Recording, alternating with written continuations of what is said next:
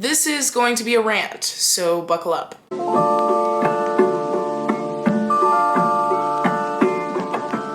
If you follow me on TikTok, you may or may not have seen that I am being literally dogpiled right now by not every creator. There are people who agree with me. There are people who will go out of their way to tell me that they agree with me, and they find it very crazy the way people are coming at me right now, as if I murdered someone, or like the veracity. Is it veracity or ferocity? Ferocity that a lot of people are coming at me right now for saying something that I don't understand how anybody really can fundamentally disagree with what I actually said. There have been a lot of extrapolations into things that I did not say and bringing up I never talked about. The initial context of what I was speaking of completely lost, and it feels like people are coming at me with an energy of, this bitch needs to be humbled. We've been waiting for a chance to find a way to humble her. This is the time. That is very much how it feels. So let me explain what happened. A while ago, I made a video stitching this girl who basically was like kind of bragging about getting Botox. She was like, when you're his first Botox once a month shorty. And then she listed a bunch of other things that are very expensive that are like maintenance, like physical maintenance things, right? She was like, Botox monthly, nails, hair, tan. And I think she was like 24. Like, this was a young girl saying this. And I stitched her and basically just said I thought it was kind of strange to brag about the things that women feel the need to do under beauty standards and capitalism and patriarchy, like the way women cope with it to make it seem like you're having fun.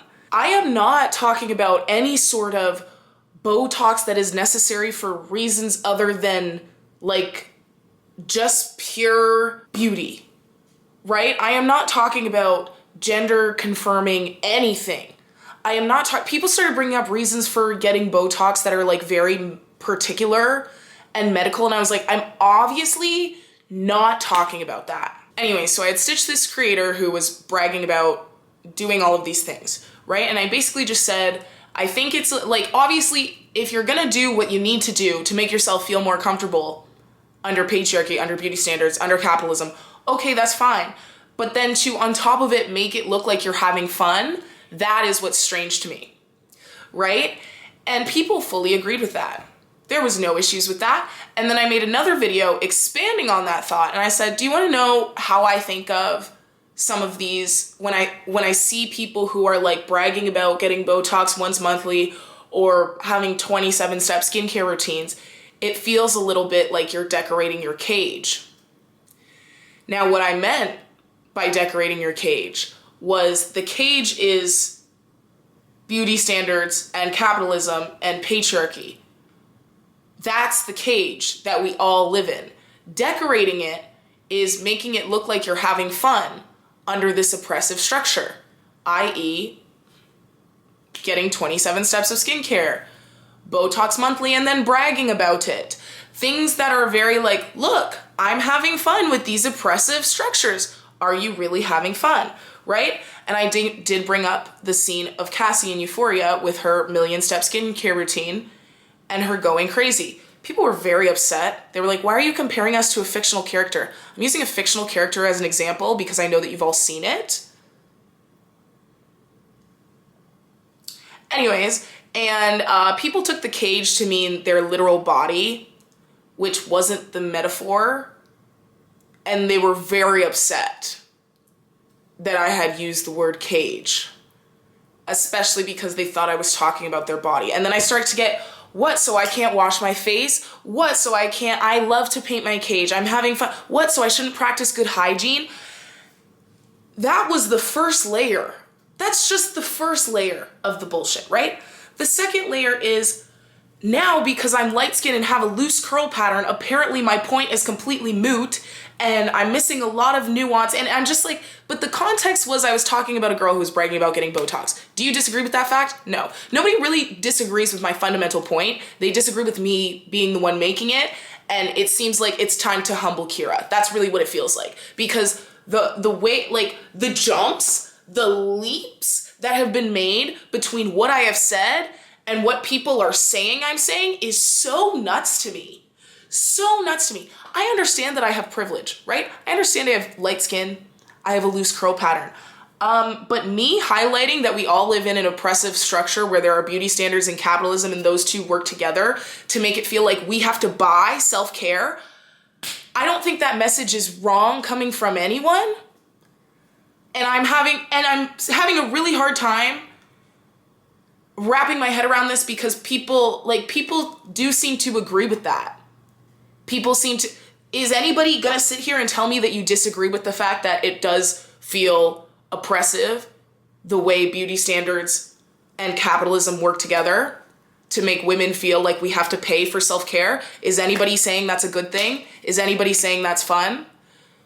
No. And I think what's happened is people take my tone to mean I'm blaming people who do these things. They said you should have said we.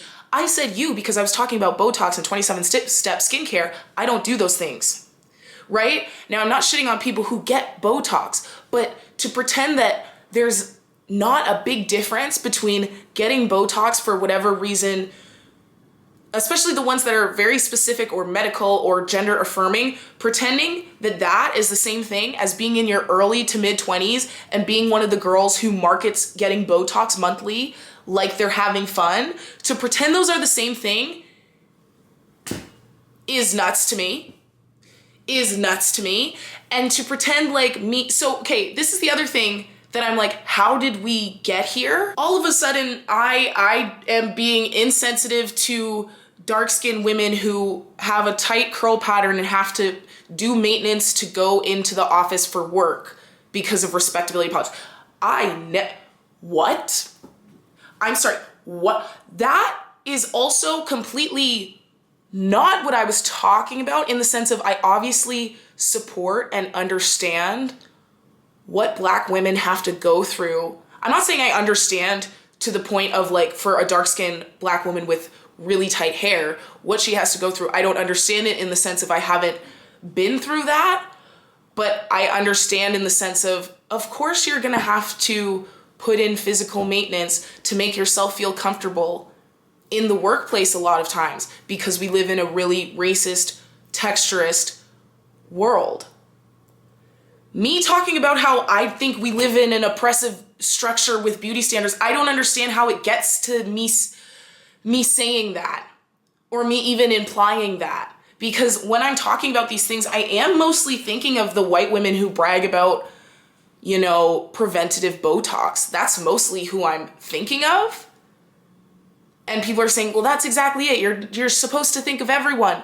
But like, again, I just don't think what I said was even misunderstanding there. If anything, it's with the point. If anything, when Black women do have to do those things to be respected in the office, doesn't that reinforce my point of we live in a cage?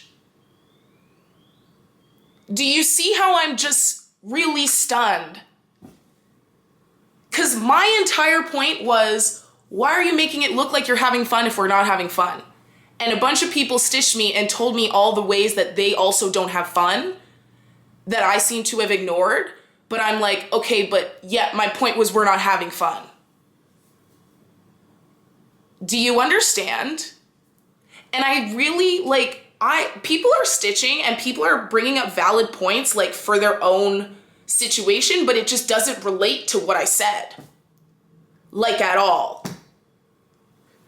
And I am being really, really harassed, and I am being told to unalive myself, and I am being told that I'm the dumbest thing since whenever. I am being publicly dogpiled for something that nobody has actually successfully dismantled my argument because they agree with it. They're just using the way I worded it and my tone to condemn me for things that I did not say or even near imply. And I am being asked to apologize for saying things like disabled people don't deserve, like, and what? and for saying that I don't understand that the work that Black women have to put into their appearance to go into it. But I didn't say that. But I said that it feels like we're decorating our cage, as in we're pretending we're having fun with beauty standards. You are showing me that you're not having fun. So what is the issue? And I know that the issue is that my tone gets construed as accusatory. However, whenever I ask people, okay, what is it that I actually said? It's just for, like, people have been going nuts with a lot of, like, projections. And I don't want to make it seem like people who are really, really offended and are bringing up valid points, like, I'm not upset that people are bringing up points about things that are relating to my content that are about their community. If they want to talk about their own story, that's obviously valid and that's fine. I just am a little bit confused how that's all getting, like, construed from fabricate, like, things that I didn't say. Do you know what I'm saying? Like, the way they're getting there is with words that didn't come out of my mouth. And then when you ask people, like, what is it that I actually said? They're like, what was your tone that made us think you were accusing us and blaming us?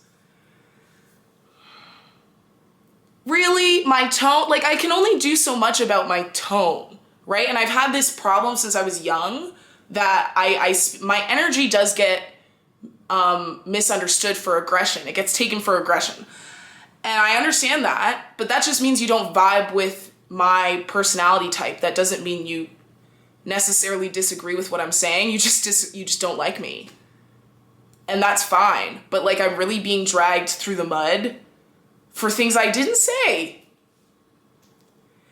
And it's also just, like, the general statement, it's kind of like, how do you even disagree with that? How do you even disagree with the notion that women are living within an oppressive structure where beauty and capitalism and patriarchy work together to make us feel like we need to buy self-love?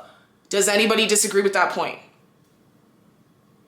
They disagree with the way I worded that point. They didn't like the metaphor. That's fine. I apologize for miswording, even though there were a lot of people who understood.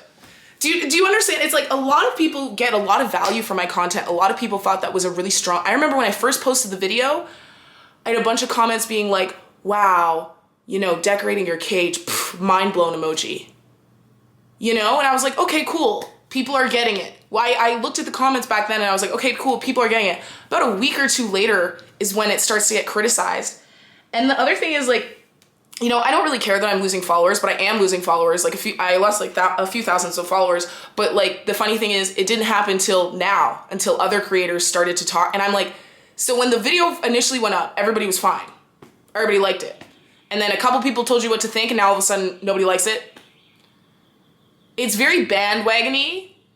And that's, like, whatever. That's just what happens. It's just funny. And the other thing is, like, a lot of the people who are stitching it are people who were my mutuals or who are my mutuals. And it just, especially there was one person in particular who I was mutuals with, who was one of the first people. This was like when I first saw that people had an issue with it. It was like one morning and then all of a sudden everybody had an issue with it. And I was like, y'all liked this TikTok last week. So what?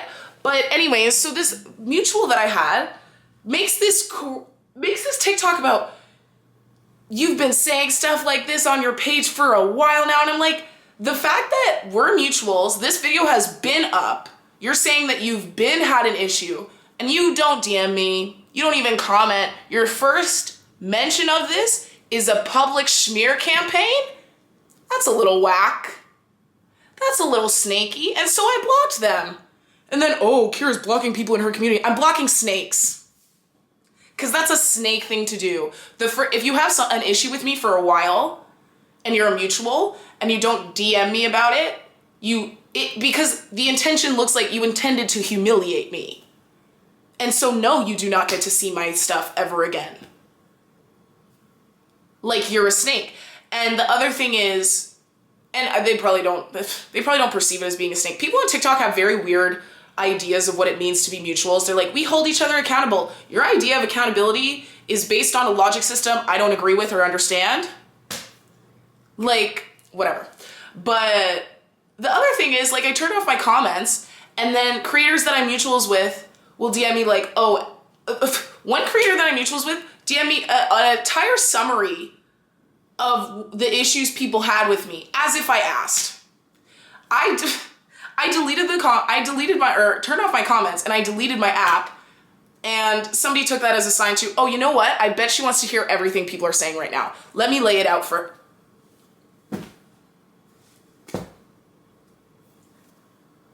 Mental health, anybody? Anybody help? Mental health needs to be put first. I don't know, like, especially when it's other creators, I'm like, what are you doing? Because you know what I'm going through. And it's been a couple times now where creators that I'm mutuals with take it upon themselves to, hey, I can tell that you're checking out right now, but here's everything that I bet you don't want to see, all in one neat tiny package. Oh, and by the way, when you turn comments off, I bet you did it for your mental health, but people are taking it as you don't want to be involved in the conversation. I actually turned the comments off so I don't see all of the people telling me to unalive myself, because I've struggled with wanting to unalive myself before. I know that's not relevant here. I know that doesn't fit the narrative of our TikTok game, where we have to all pretend like everybody has merit and like I signed up for this. Like, I pretend that I work for my audience. And even when I am crying on the floor, trying to breathe, oh no, let me go look at the comments. Let me go look at the criticisms. Because this is a 9 to 5? Because I'm always on call? Because my mental health is nothing in comparison to the criticism of the mass public?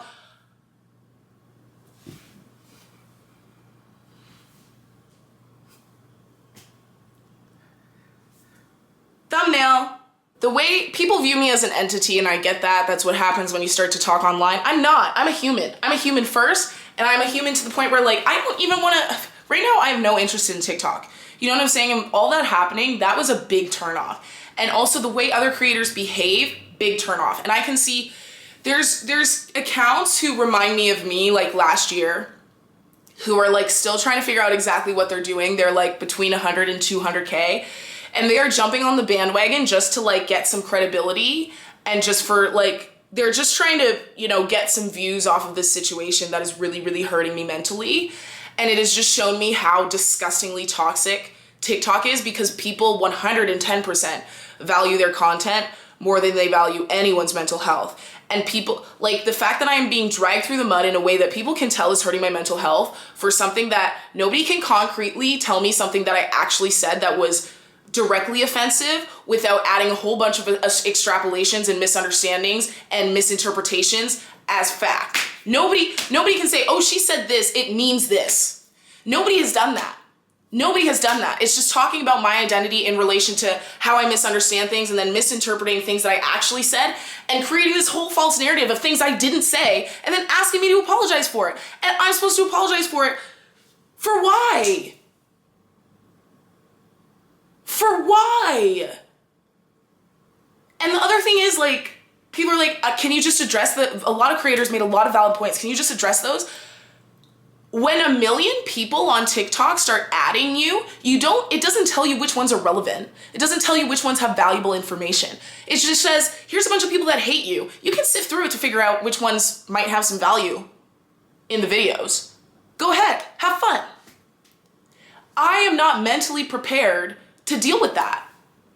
I don't know that anyone is. Like, what the audience and what people expect from me, I don't know if anyone can really do that. Like, to really have to take in this much perspectives and knowledge and hate and criticism from this many people and really assess it all as valid, I don't think any of you can do that. Because humans are not, like, meant to, know this many people, interact with this many people, take in this much information. Like, it may seem from the other side like it's even possible to do that, but from this side, it's really not possible, for me anyway. At where I am at in my mental health journey, I personally cannot physically do that. And so yes, I turned off the comments. Yes, I deleted my app. And that makes me apparently a worse person who doesn't want to join the conversation. God forbid I just want to keep breathing. That wasn't considered. Yo, fuck TikTok. That's my rant. That is my rant. Yeah. I'm taking a hiatus off TikTok. I think I'm gonna try to post more on YouTube, because YouTube does feel a little bit safer. Especially just because it's less access, like people don't use your video against you in the same way. Yeah. But yeah, thanks for listening. I don't know what the heck is going on. That's really all I have to say. I hope you have a good day. Yeah. Okay. I'll see you later. Bye.